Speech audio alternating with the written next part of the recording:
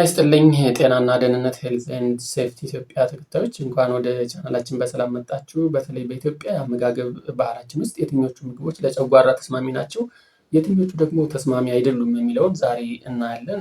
ሁላችንም አብዛኛው ሰው በጨጓራ ህመም ይሰቃያል። በአሁኑ ጊዜ እንግዲህ የአመጋገባችን አስተዋጽኦ ያበረክታል።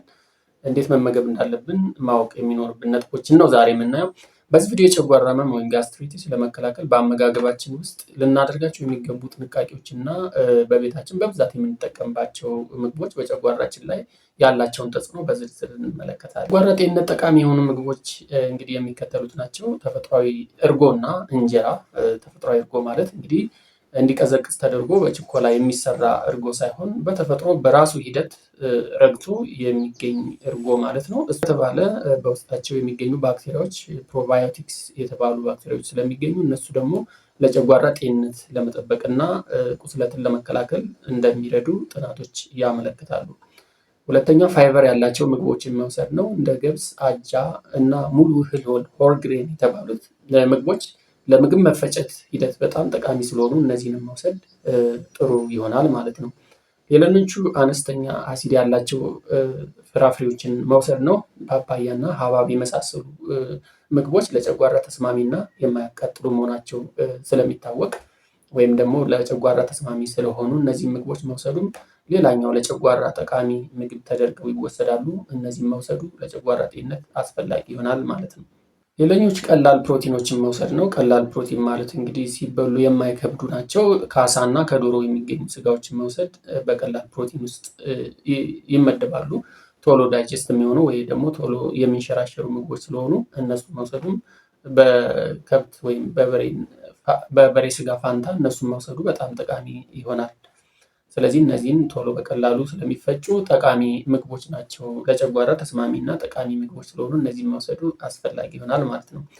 ሌላውም ለአንዳንዶቻችሁ አዲስ ሊመስል ይችላል። ነገር ግን ዝንጅብል የጨጓራ መቆጣትን በመቀነስ እና የምግብ መፈጨትን በማፋጠን ረገድ ከፍተኛ እገዛ ያደርጋል ተብሎ በጥናት የተረጋገጠ ነው።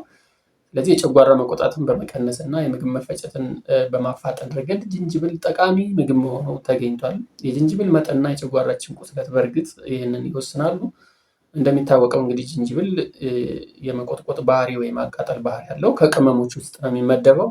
ነገር ግን በትንሹ ከወሰድነው ወይም ደግሞ በጣም አብስለን ከወሰድነው የምግብ መፈጨትን ስለሚረዳና የጨጓራ ህመምን በማስታገስ ወይም ደግሞ በምግብ መፈጨት ስለሚረዳና የጸረ ብግነት ወይም ደግሞ አንቲ ኢንፍላማቶሪ ባህሪ ስላለው ዝንጅብል ብንወስድ ጠቃሚ እንደሆነ መረጃዎች ያመለክታሉ። እርግጥ የጨጓራ ቁስለትን ሊያባብስ ይችላል። እንግዲህ እንደ ጨጓራ ቁስለቱ መጠን ይለያያል ወይ ደግሞ ይወሰናል።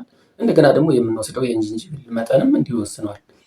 ስለዚህ በመጠኑ ከወሰድነውና የጨጓራችንን የጉዳት ደረጃ ካወቅን እንግዲህ ጨጓራ በሽታ መከላከያነት ወይም ደግሞ እንደ ማስታገሻ እንደሚያገለግል የተለያዩ ጥናቶች ያመለክታሉ። የጨጓራ በሽታን ወይም የጨጓራ ህመምን የሚቀሰቅሱ ምግቦችን ስናይ ደግሞ በርበሬና ቅመማ ቅመሞች ይገኛሉ።